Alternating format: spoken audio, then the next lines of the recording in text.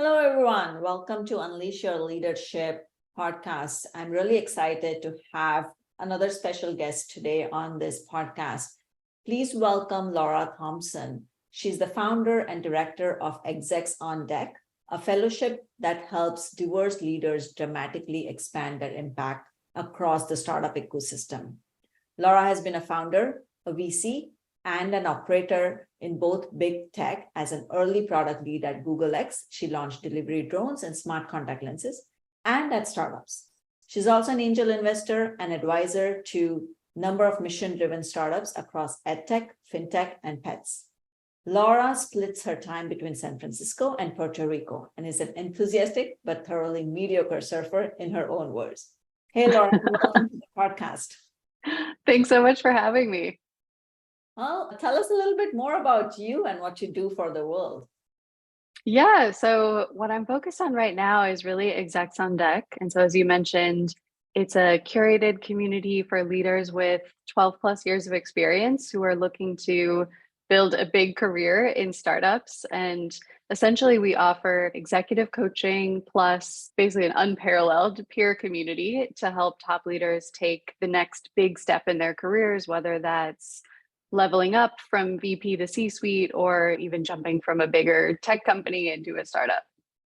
That's great. I definitely want to put in a word for Execs on Deck. That's how I came to know Laura. I joined Execs on Deck earlier this year, and it has been one of the best communities that I have been part of.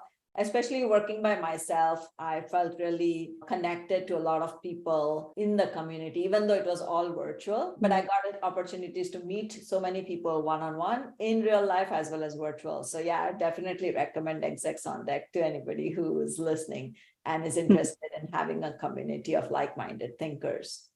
Tell us about your journey. How did you come about to be in your current role? Yeah, so it's been an interesting journey. So I fell in love with startups and innovation really in college. When I was at Brown, a few friends and I started a company called Runa, which was a clean energy drink company, basically healthier ingredients and a strong social mission around creating local jobs in the Amazon and Ecuador. And so had an incredible run for 2 years while we were still in school, going to Ecuador, getting the company off the ground. We got some seed funding by winning a couple business plan competitions. And so just like totally fell in love with it. And then after graduation, my friends continued to run the company and actually sold it a couple of years ago. So you can still find it in shelves, which is quite fun. But I had come from very humble beginnings and needed to go get sort of like a full-time job that paid for food and things like that. And so I ended up at Google and I spent almost a decade there, was one of the first kind of go-to-market leaders in Google X. And so as you mentioned at the start, got to launch self-driving cars and delivery drones and work on lots of robotics. And it just really felt like sort of like Willy Wonka's chocolate factory, but with robots. So had an incredible time. After that, spent a little bit of time in VC and then made the leap to startups. And essentially, I started Execs on Deck out of that experience of leaping from big tech to VP and C-suite level roles in startups, because I found that I loved the mission and the culture and the pace and all of those things, but I really missed that peer community that you have when you're at a bigger company and the conversations that you can have around career development and learning from other people that are thinking about similar problems. And you just don't really have those peers when you're the COO of a Series A company. So yeah, it's been a meandering path, but I've definitely throughout have followed some pretty clear threads around like solving really challenging problems on missions that I think are important in the world with people that are really smart and passionate. That's amazing. I didn't know about your college startup. So it looks like you've made so many interesting pivots along the way in your journey. Tell me a little bit more about every time you made a pivot. How did you go about doing it? Because I'm sure there is a lot of energy required to do that. And, Yeah. and I'm sure it can be nerve-wracking sometimes. So tell us more. Yep.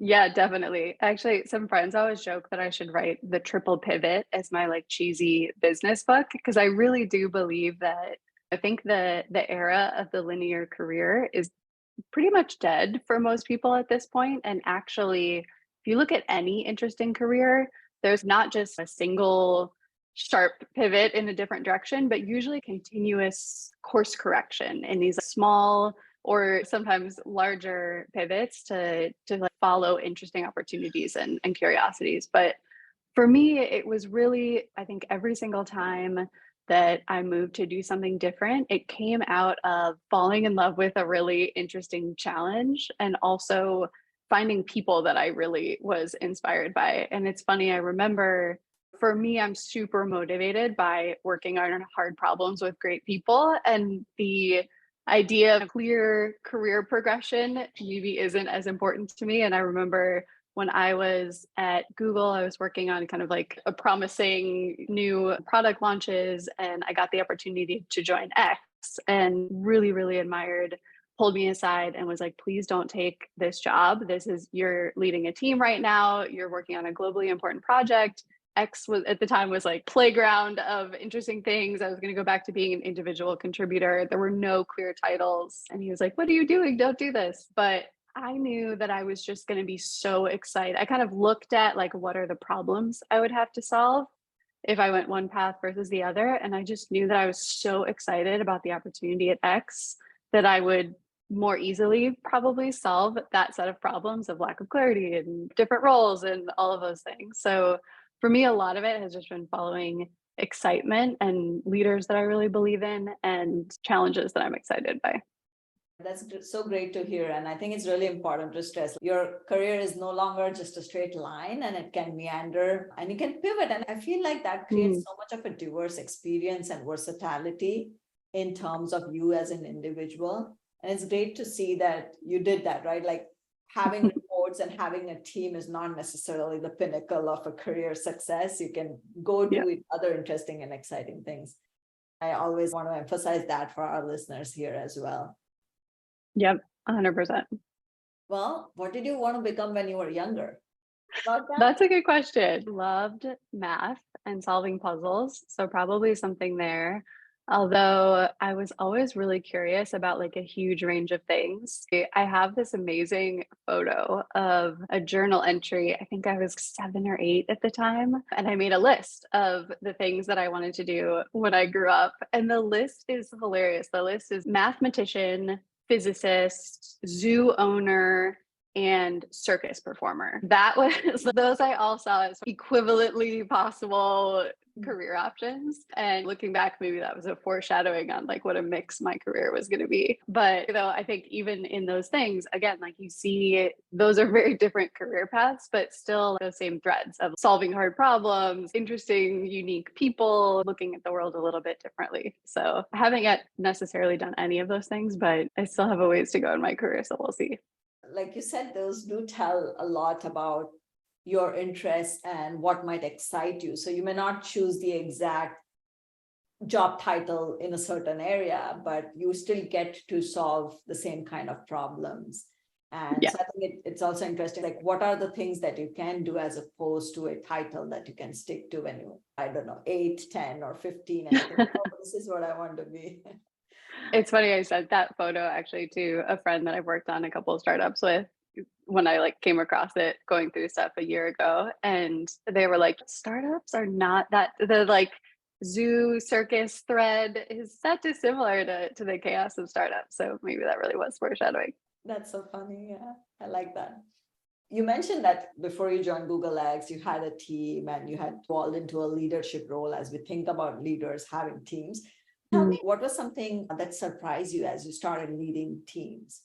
Honestly, I was surprised that I loved building teams. I think that early in my career, I bought into the stereotype of, I think you hear leaders are extroverts with answers, is how leadership is portrayed. And I think that has also changed over the last decade. And we have many more examples in media and out in the world of leaders that are female and come from non-traditional backgrounds and are not white. And it's been amazing to see that change. But certainly I came in with that stereotype. And for me, I am kind of funny given that I now run a community and do so much public speaking as part of making a living. But I am very introverted, and I was like, I just don't know that this is going to be for me. Like, I love having deep conversations. I'm terrible at small talk. And so I was really surprised to find that I loved building teams. And I think, of course, the reality is that building a great team is a lot like the math and logic puzzles that I loved as a kid, and that you're fitting together the work that needs to be done, each team member's skills and interests, how to best create culture to really gel a team together. So, yeah, now when I coach first time managers or early managers, I feel like one of the things that I say first is like, you basically, the faster you can give up the idea that you need to show up with an answer, the faster you'll add real value to your team. And I really think that is true. Yeah, you don't need all the answers, or you don't need to know all the answers to be a leader and to inspire people. So that's so great to hear. You also mentioned moving back to an individual contributor role, right? But to Mm. me, leadership doesn't necessarily mean always have reports. So, like, how did your leadership evolve as you navigated these different titles where you had reports versus where you were individual contributors versus now you're a founder or even investing, right? Which is a very Yeah. different job function. Yeah. I think the thing that has changed the most for me over the years is just leaning into more authentic leadership style. So when I started at Google, I was in the APMM program, which at the time was run by Marissa Mayer, and we got this ridiculous benefit where we each got, as 22 or 23-year-olds, a few sessions with the executive coach that worked with Larry, Sergey, and Eric Schmidt, like the founders and CEO of Google at the time. And so it was like this crazy experience to meet with her. But what was interesting about those few sessions was the focus at Google at the time was professionalizing. They had brought in Eric Schmidt as the CEO to be adult supervision.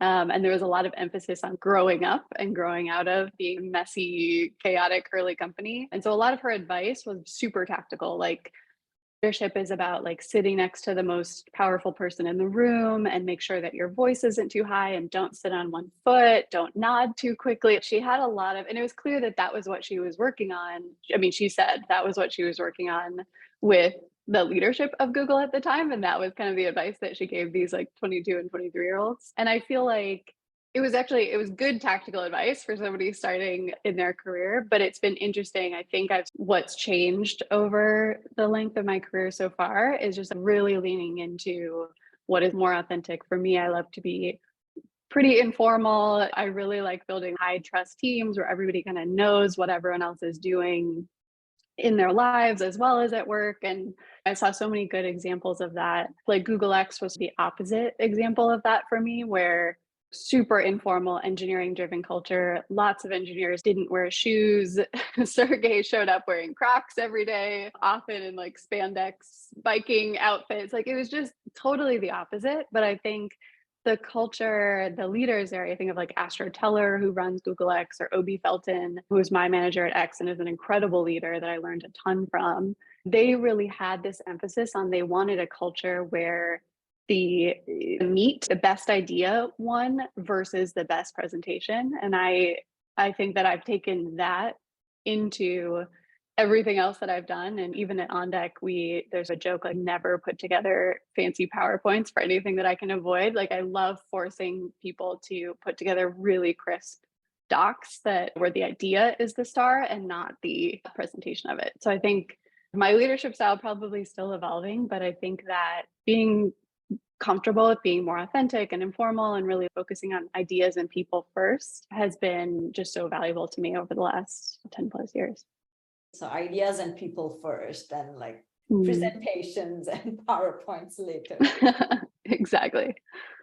I think there's a really important thing here, which is you become a leader. Sometimes people might feel that you're unapproachable, especially if you don't come across as authentic, or that it feels too formal of a relationships. And that is where I think it can also get difficult as a leader to then inspire your team or motivate your team. And I feel like authentic leadership goes a long way to even keep your team aligned with your vision and your goals as well.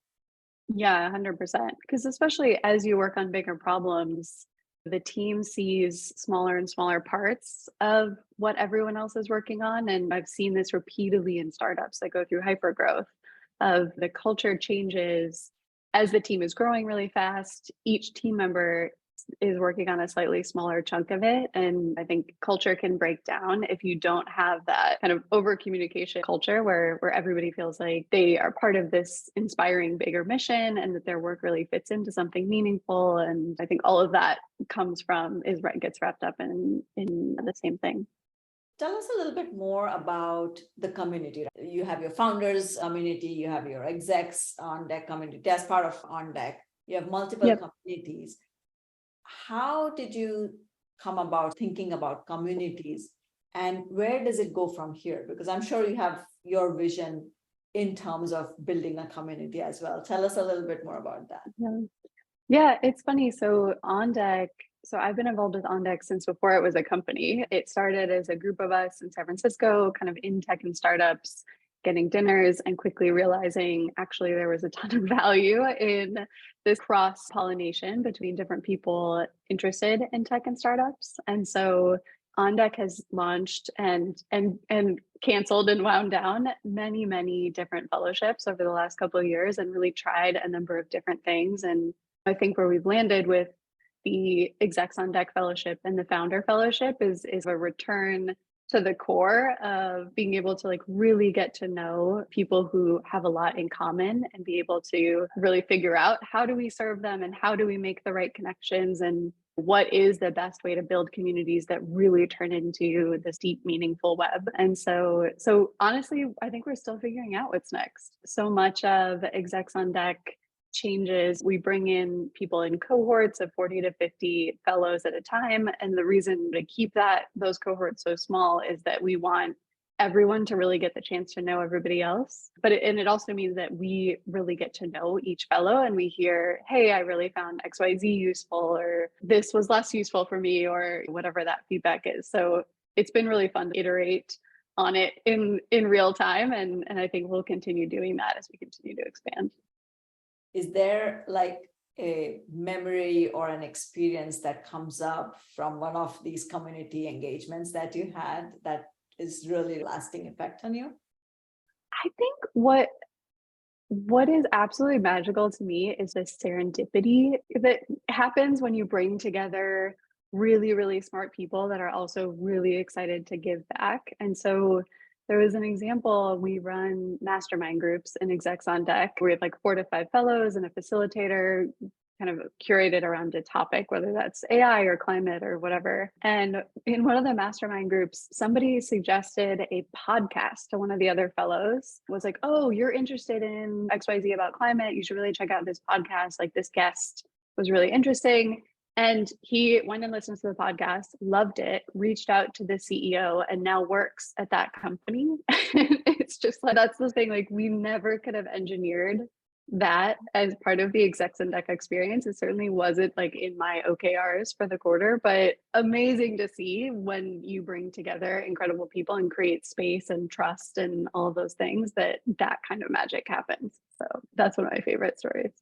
That's a great story. I think it also tells us that your next opportunity is not necessarily where you apply to a job description on a company website. It can happen with these connections that you make. And so I feel like that's where the power of the community is amplified even more, is you're not necessarily looking for a specific thing, but you don't know how the community will just come up with something for you. 100%. Yes, I agree. I love that. I think that is really important. And I do encourage a lot of people, like you form your communities, you never know what will come out of it. Yeah, 100%. And they say, I think there's research even that sort of like weak ties are where most people get their jobs from. I feel like sometimes when we talk to job seekers in Execs On Deck or outside that are banging their head against the wall looking at startup job boards, I'm sort of like, okay, step away from the job board, go have 10 conversations with like interesting people that you think are doing cool things, and then follow those threads. And I think it's harder because it's a less structured path, but it's probably more likely to bear fruit. You're right. It's harder and it requires more time of people, but that is where they might find something that really excites them and fulfills them for the longer term. In your journey, we talked about there's so many different things you have done. So you are also doing startup advising and investing. Tell us, what does that look like? Yeah, I do. So I do quite a bit of advising and investing. And I think I talk to a lot of folks that are trying to get into advising and investing. And there's two pieces of advice I have, I guess. One is starting really informally, and two is to just write stuff down as you think of it. And what I mean is, I think like the best advising relationships for me have grown organically. One of my favorite startups I advise is an ed tech startup called Wayfinder. And I know the founder from many, many years ago, and originally was just keeping in the loop on what they were doing because I thought it was really interesting and powerful. And slowly started getting texts in the middle of the night around like, hey, I'm hiring this person. Like, how much equity do I give them? I just don't. He knew a lot about the business, didn't know a lot about that side of it. And that sort of like gradually expands when there's like natural kind of synergy there. And so I think a lot of people come in there like, okay, I want to start an advising relationship. What's the path? And I'm like, actually, I think the best ones are really informal and kind of chemistry. And that's one thing. And then I think the other thing is the like write stuff down, which is weird advice, but I think that the best advisors are often bridges. And so you think about like example I just gave, in that one, I know a lot about equity because I worked in VC, I do a lot of angel investing, spent many, many hours reading about it, and this founder really didn't. And so the ability to summarize and translate between two worlds, I think, is one of the things that great advisors is where most of the value comes from. And so I really encourage people think about the things where you maybe speak a language that a founder might not speak, and start like processing that knowledge in your own mind, whether that's like writing blog posts or LinkedIn posts or just like taking some notes, so that you are really well positioned to share that with a founder, like be able to add some value. One is start informally. So maybe advising doesn't even look like formal advising when you start, it's just conversations. I guess that's Yeah, what totally. Right? You're not necessarily thinking, oh, I'm going into this conversation with the intention of advising. So I think that is really great. And then the second thing is writing. It's down. What you're talking about is writing down things publicly and sharing your thought leadership based on the expertise that you might bring for somebody out there who might benefit from it. There's a lot of leadership that people are starting to share, and I feel like people have definitely realized that they have some unique expertise and experiences that they can bring forth. And what you're telling them is like, those are all great ways to get into advising, helping other people who may not know about the same things that you do. Totally. And I have a rant about thought leadership. I hate the word thought leadership, or the words thought leadership. And the reason why is that I feel like I have so many conversations with, whether it's with Execs On Deck fellows or just other really impressive leaders, where they're, okay, I feel like I should do thought leadership. How do I do that? And they feel totally overwhelmed by it. And it just seems impossible. And like, you should have this packaged, you're the best in the world, and you're Mozart sharing your masterclass on composition, or I don't know what it is, but that's definitely where all of the conversations start. And I think that in reality, the folks that are most useful and provide the most valuable quote unquote thought leadership tend to be folks that are like one or two steps ahead of the reader in terms of what they know. So maybe you're like, you've spent a couple years as like an operator in startups and a bit about what that looks like. And like, you are much better positioned to write a quick write-up of, hey, here are the 5 things that I've learned about this by making all of these mistakes than someone who's 20 or 30 years into their career and probably doesn't even remember what that's like. So one of the things that I talk to our Execs On Deck fellows a lot about is this idea of thought leadership doesn't have to be polished, and actually it's better if you learn in public. And I think so many of the folks that I follow on like LinkedIn or Twitter or whatever that are really interesting are basically like learning in public, and they're 1 or 2 steps ahead of where I am. And I think that that's like hugely resonates and is really valuable. Thank you for saying that. I think it's great to have that distinction, because you're right. Like, you can't be a thought leader before you start putting ideas out there, before you start writing. The thought leader comes afterwards. I have this story where I joined this company and I was really new there. And I met a very senior leader and they asked me, are you considered a thought leader? And at that time, I had no idea what that meant. I was like, what? And I didn't realize it until I started putting things out there on my own, not thinking about it as thought leadership. But then I realized, oh, maybe that's what they meant. Is thought leadership, because then I heard more about that term and I was like, oh, for everybody out there, like, you want to tell people what are your ideas, come up with interesting points of views and share that with the world. I think that is the more important things. And then that's what gets you to be quote unquote a thought leader or express your leadership in that ways. Yeah, 100%. Yeah. And honestly, and I like personally, I was just so uniquely lucky in some ways that when I was at Google X, there was this huge demand for people wanting to know how it was the really early days. It was still pretty mysterious. And there were so many people that were reaching out saying, we really want to understand how is Google X innovating and how do you think about these radical innovations and all of this stuff. And at the time we were still a pretty small team and like Sergey and the leadership didn't have time to do that stuff. And so they'd be like, Laura, can you go talk to like CEO of L'Oreal and explain how Google X is innovating?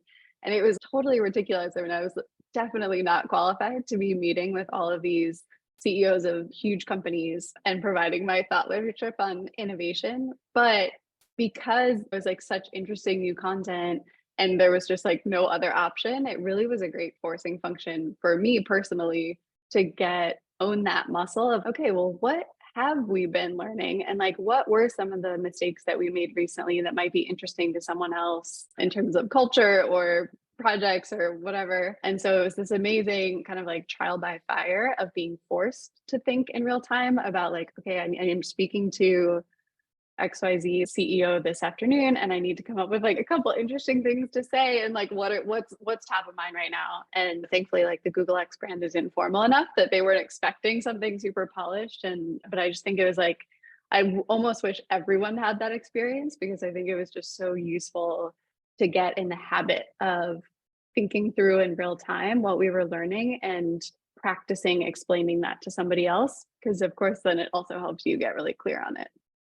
Yeah, no, that's great. And it goes back to what you were saying, which is a leader doesn't need to necessarily have all the answers. You can learn in real time. I think what a leader can do is to show up consistently. Yes, 100%. Well, any last words of advice for our listeners who are thinking about leadership or are rising leaders in their own organizations? I mean, I guess I'm a bit biased, but I just like hugely believe to the core in the power of community, especially as you get further on in your journey, because I am someone that was like a very, I think technically it's called a nerd, but I'm going to say a very dedicated student when I was in school. And I love the structured learning. And even now I do like online classes and all that kind of stuff. I just love that stuff.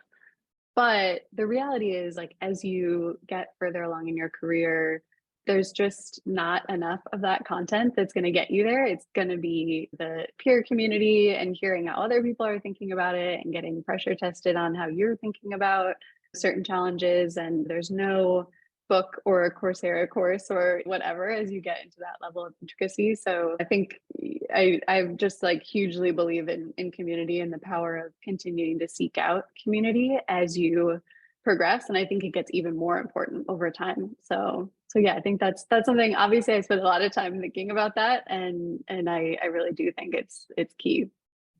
Well, I totally agree. And I think it is something that I aspire to do as well, is have a community. I've always thrived off of a community, even when I was at a bigger company. And my whole goal of starting initially, when I just started out my website as a blog, was to just build out that community of people who just benefit from what I had to say. But it has evolved into so much more. And I still there's such a bigger vision that I have in terms of having a community of people. And so this advice, not just for people who are listening to this, but even works for me. So thank you. Love it. Well, I love what you're building. And yeah, thank you so much for having me. This was so fun. Well, thank you again for coming to the podcast and sharing such wonderful thoughts about community pivots.